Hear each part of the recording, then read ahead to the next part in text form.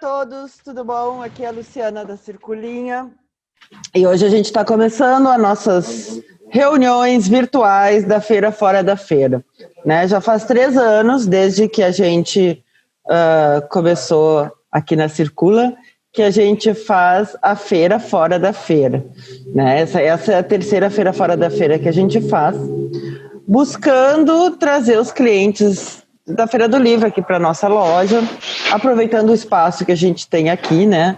Esse ano a Feira do Livro aqui de Porto Alegre, dado ao Covid, ela está sendo feita toda virtual, então a gente ainda está aqui na loja com um ponto de venda e a gente estendeu a feira do dia 20 de outubro ao dia 30 de novembro, então a nossa feira aqui vai ter 40 dias. Um dos lançamentos, e o primeiro lançamento, então essa é a primeira reunião virtual que nós estamos fazendo, é do nosso livro, que é uma história com começo e sem final, que foi escrita pelo Everton, a partir das músicas que foram criadas pela Carla, com a Confraria de la Hierba. Mas então, é um projeto que nasceu das músicas, né, e que foi um ano de trabalho para a gente chegar, né, na versão final e chegar no formato dessa. Esse é o primeiro livro de uma coleção. Esse livro, ele é que nem as portas de Nárnia, né? Ele se abre para uma série de possibilidades, muitas delas inclusivas, né? Então ele é um livro que se presta muito para as questões multidisciplinares, né? Então é um livro que tem arte, que tem música, que tem ensino de português, ensino de espanhol. Hoje, uma pena, a Sofia, a ilustradora, não pôde participar com a gente, né? Mas também foi o primeiro trabalho de ilustração da Sofia. Acho que foi o teu primeiro livro infantil também, não foi, Everton? O meu foi, infantil foi o primeiro. E o teu, Carla, também, né? Primeira publicação de livro infantil. Então, esse livro tem muitas primeiras coisas, né? E ele é quase o primeiro da Circulinha, por dias que ele não é o primeiro da Circulinha, mas a gente pode dizer também que ele é o primeiro do nosso selo infantil Circulinha. As meninas tiveram uma experiência de fazer esse livro traduzido em Libras, né? Eu não sei, como é que chama Libras em espanhol? Lengua de señas argentina. Então, línguas de sinais argentinas. Então, a gente tem esse livro com todas essas coisas diferentes acontecendo, né? Então, vamos conhecer um pouquinho dessa história, né? A história por trás do livro, que é uma história que começou com a Carla e com o Everton. Everton, tu como autor, conta como é que foi, e depois a Carla conta como é que foram essas músicas, ou a Carla começa falando das músicas e tu falando dos textos? Eu acho que na sequência correta seria a Carla, porque na verdade quem teve a primeira ideia, quem pensou no livro foi a Carla. Ela que me convidou, né, para escrevê-lo, mas assim, a inspiração toda dele, a questão musical e acho que toda essa multidisciplinaridade parte dela. Então começa pela Carla e sigo eu. Tá bom. Joguei para ela. Muito bem. Então, a ideia, como o Everton mencionou, né, anteriormente, nasce, eu digamos, como no papel da organizadora, né, da obra. Eu convoquei o Everton para trabalhar os textos, né, e pensar, criar uma história a partir das canções.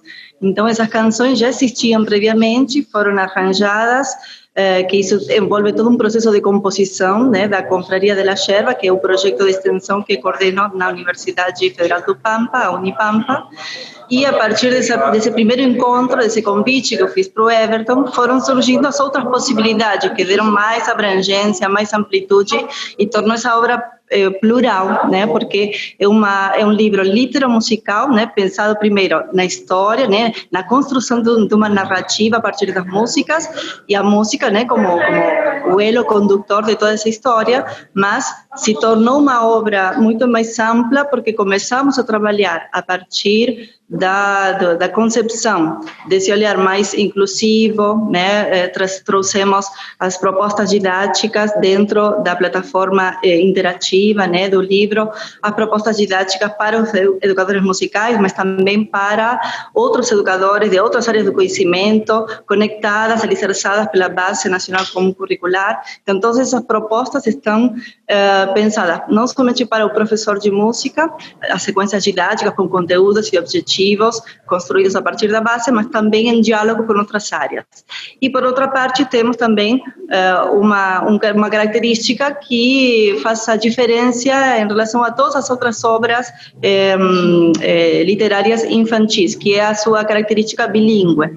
Então, por ser um texto também bilíngue, né, escrito, os contos em português e espanhol, as músicas também traduzidas do português para o espanhol, também trouxemos, dentro da perspectiva inclusiva, esse olhar de trabalhar o Libras, né, como a língua de sinais brasileira, e a língua de sinais espanhola, né, de Argentina, né, que seria o castelhano, né, que a gente utiliza, para tornar essa obra cada vez mais acessível, né, para os diversos contextos educativos e ainda mais pensando no nosso contexto, porque a Unipampa, o Campus Bagé, se encontra numa região fronteiriça. Então, quando a gente pensa em projetos para a escola, também pensamos num contexto inclusivo e bilíngue, né, de trazer o espanhol, que é tão perto, né, geograficamente, da universidade e, obviamente, das escolas, né, que fazem parte da comunidade. Então, seria essa mais ou menos a ideia, né, de como surgiu, como foi sendo gerada essa história que tem começo, mas não tem final. E o Everton, então, trouxe todo esse olhar criativo, importantíssimo, porque eu acho que ele agora vai contar, mas foi um grande desafio, porque trazer para a narrativa o que as canções contam, que as canções eram todas desconexas, não tinham uma união entre elas. Foram Sim, elas não foram pensadas, né, Carla, para fazer esse projeto. Exatamente. Né? Elas vieram antes. E aí depois Isso. que veio o Everton com esse grande desafio de juntar tudo numa história que fizesse sentido, né? Exatamente. Fala aí, Everton. E na verdade, assim, a gente, inclusive, no início tinha uma certa dúvida a respeito de como seria, né? Se seriam histórias independentes umas das outras, né? Mas, no final das contas, eu achei que seria uma coisa mais elegante, mais própria para as crianças entenderem e se identificarem, a gente fazer uma história contínua, né? E daí a ideia de construir os personagens, né? Inspirados na própria Carla, inclusive, né? Eu perguntei para ela nos dias depois que ela me entregou as canções se ela tinha algum apelido de criança, né? E ela disse que sim, que tinha o apelido de Carlota, que é o nome dado à personagem feminina infantil, depois, enfim, a personagem, uma das duas personagens centrais do livro. O Pedro, a Carlota e o Pedro. Né? Então, nessa perspectiva, assim, primeiro que as canções são lindas, né? Numa época em que a gente tem tantas discussões sobre qualidade musical e propriedade dessas canções, as canções são todas elas, independente de terem uma unidade ou não, elas são todas muito bonitas, muito bem arranjadas, muito tocantes, muito apropriadas para o público infantil. E a Carla me trouxe isso aí que ao mesmo tempo foi um desafio e um presente, né? Porque desafio sim, porque é bem complicado. Eu lembro nas primeiras reuniões que a minha linguagem não era nada adequada em muitos aspectos. A gente fez as primeiras reuniões de revisão e disse, não, corta isso tudo aqui, porque a criança não vai a gente entender. Discutiu muito, né? Reescreveu muito. Quem olha o livro ponto não vê o trabalho que deu, né? Não, exato, né? É aquele textinho curto, assim, sem nada, mas justamente o fato de fazer uma coisa curta, às vezes é mais trabalhoso do que... Porque tem que ser mais sintético, né? muito mais, e tem que fazer sentido em poucas palavras, sem perder um pouco a ideia de uma certa elegância e tal. Então, enfim, eu tinha esse primeiro desafio, que era de... E em cima disso, eu, durante o processo de construção, aí eu estou falando de uma coisa mais interna, né? Eu sempre me referenciava em coisas que eram próprias da literatura infantil. O que é literatura infantil historicamente? É basicamente não, mas é acima de tudo os contos de fada, quer dizer, do século XVIII, XIX, a gente está falando de Perrault, de La Fontaine, né? São os fabulistas mais clássicos, depois os Grimm e daí afora. E tem todo um processo de interpelação, assim, de criação de identidade da criança com a literatura. Quer dizer, apesar da gente saber, né, teoricamente, que a literatura é alguma coisa infantil, é uma coisa muito importante, o fato é que as crianças não costumam ler, né? Elas só fazem isso de uma maneira meio que forçada, né? E eu acho que existem dois aspectos, né, que são importantes para que uma criança goste de ler. Um deles, acabe desenvolvendo o sabor pela leitura, né? Um deles é o exemplo de pai, outro deles é a curiosidade.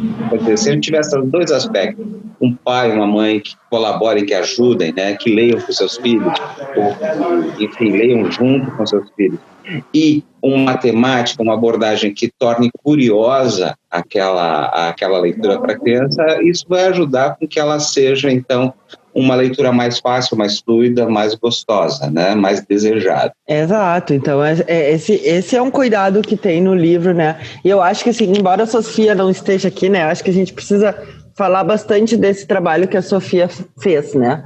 O livro é todo ilustrado, a Sofia ilustrou, eu diagramei, né? E ele é todo contando essa história, né? Ó, desses personagens que começam pequenos e vão se reencontrar. Esse é o QR Code, eu já vou falar e dar a palavra para vocês, né? Mas ele começa com o Pedro esperando a Carlota, e aí ele vai começar a lembrar da infância que tiveram, né? E de como foi eles crescendo, e como é que essas relações deram, que eles levaram um no outro no coração. Outra coisa que é bacana nesse livro, deixa eu ver onde ele está aqui. Então, cada parte tem uma música. Então, dentro do livro, a gente já sabe identificar de qual música que a gente está falando. Porque quando a gente acessa o QR Code, que está aqui no começo, esse QR Code que está no começo, ele vai direcionar, então, para vários conteúdos que constam nesse livro.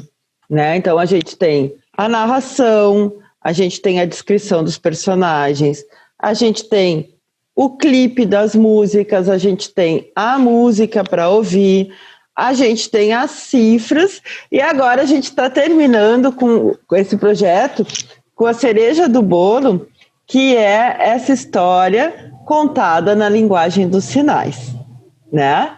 Então, a gente teve o prazer da Jennifer e da Marina, então, nos auxiliarem com a sua competência nesse projeto, para que ele fosse inclusivo também para as pessoas que não conseguem ouvir, né? Então, essa história tão bonita, que começa lá na infância do Pedrinho e da Carlota, e que eles passam com as aventuras na escola, com medo da bruxa, se reencontrando e lembrando dos sabores da infância, né? E terminando numa caminhada saudosista pela cidade deles, né? Eu acho que essa história tem muitos elementos ricos, e eu também imagino que tenha sido um desafio para que se fosse traduzido, podemos dizer assim, né? Traduzido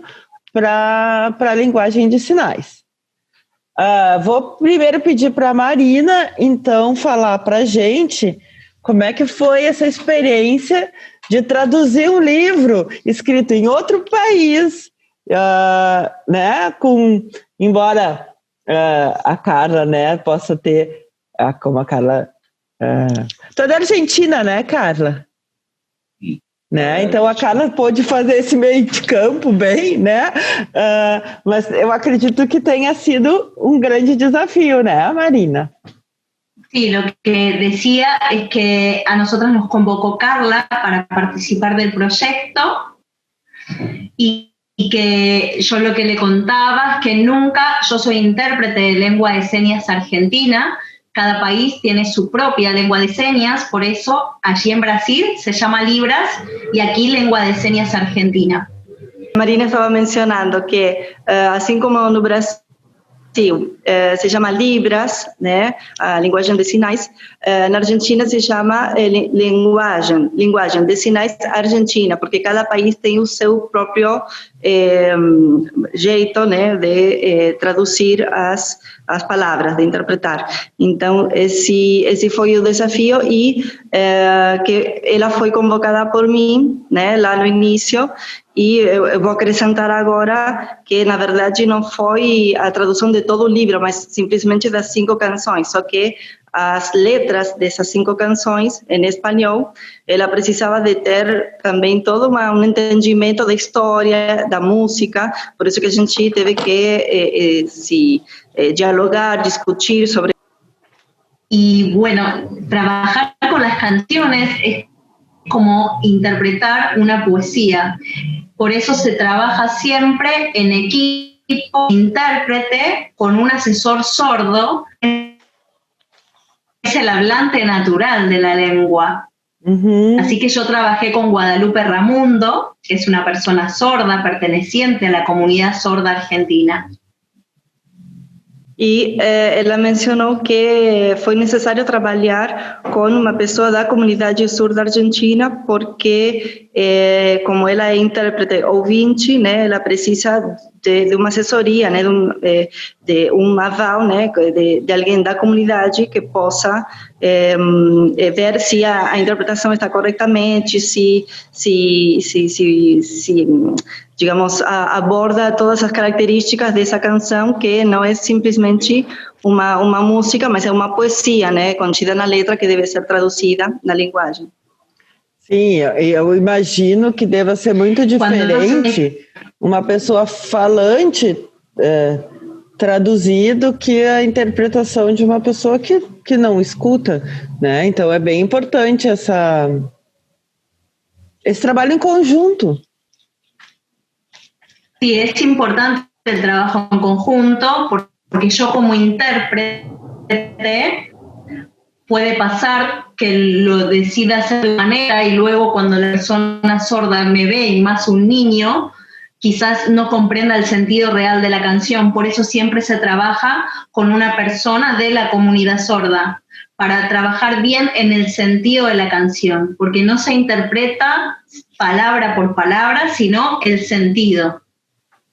Uhum.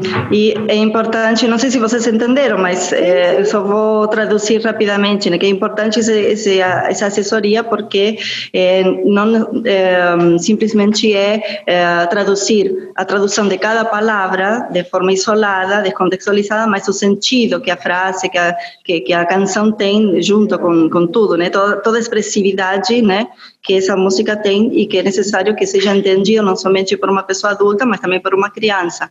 Então, essa assessoria é indispensável, né, nesse trabalho. Jennifer, aqui no Brasil foi assim também? Boa noite. Sim, a gente está tendo uma assessoria do professor André Daniel Paixão, da Universidade Federal do Pampa. Ele foi convidado hoje para a live, mas infelizmente não pôde estar presente, porque ele só se liberaria às 20 horas. Mas em outra oportunidade ele está à disposição também. Vamos conversar com ele, então.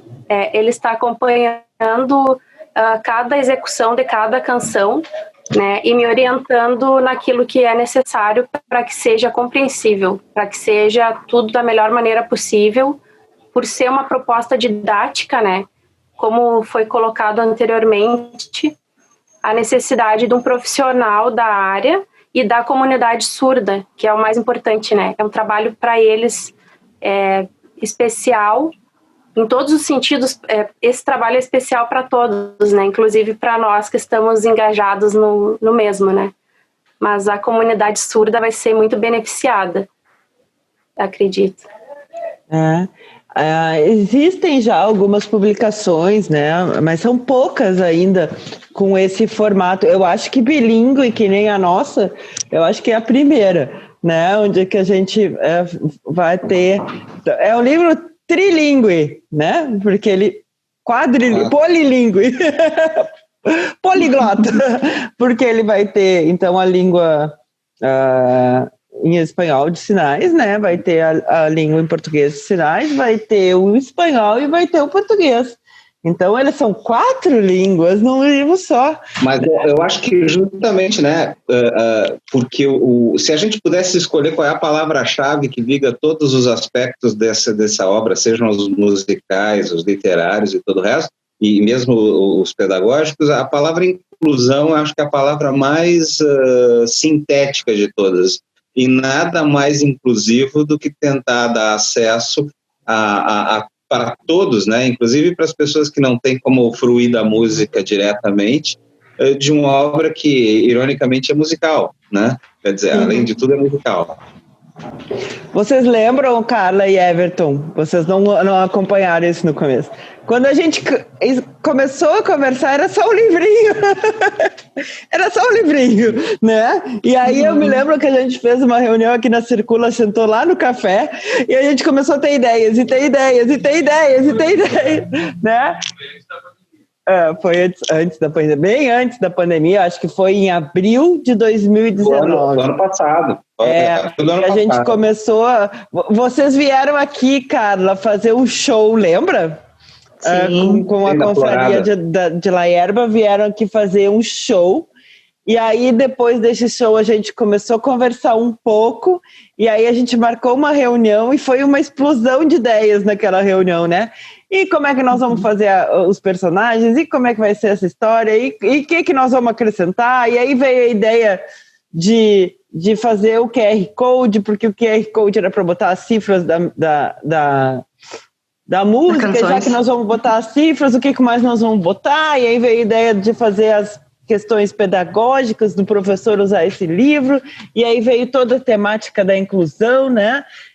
Eu acho que a Carla articulou isso muito bem, né, com o pessoal da universidade. Acho que a gente, sendo professor e estando dentro da universidade, também isso nos facilita esse acesso, né? A gente conheceu a Amélia, que nos ajudou bastante, né? E depois já fez um outro livro por aqui, a Amélia, que fez o UFA, né? Então a gente conseguiu, e a Carla encabeçando esse projeto com maestria, né? Conseguiu unir várias expertises para conseguir tirar do mundo das ideias esse livro, e ele não está só no papel, né? Ele está lá na internet também. Então ele é um livro que ele é muito diferente, né? Ele foi para um edital agora em São Paulo para ver se ele é adotado por lá nas escolas, né? Então a gente está torcendo que ele possa ser visto por mais gente, né? Ganhar o mundo, e que ele possa ajudar muitas crianças a se sentirem incluídas e acolhidas nesse nosso projeto. Que eu espero que no momento em que os professores tenham acesso a esse material, a esse livro, eles, no momento que os professores pegarem mesmo, professores de educação infantil, pegarem esse livro para trabalhar, eles vão começar a se dar conta das potencialidades múltiplas dele, de como ele pode abordar, tanto em amplitude quanto em profundidade, aspectos muito relevantes para a educação das crianças e para a formação ética dessas criaturinhas, né? Eu tenho muita confiança nisso. Era isso. Gratidão a todos vocês que participaram aqui com a gente, né? E que nos ajudaram a transformar essa ideia dessa reunião maluca em abril, né? Que agora ele saiu e realmente está um livro muito bonito.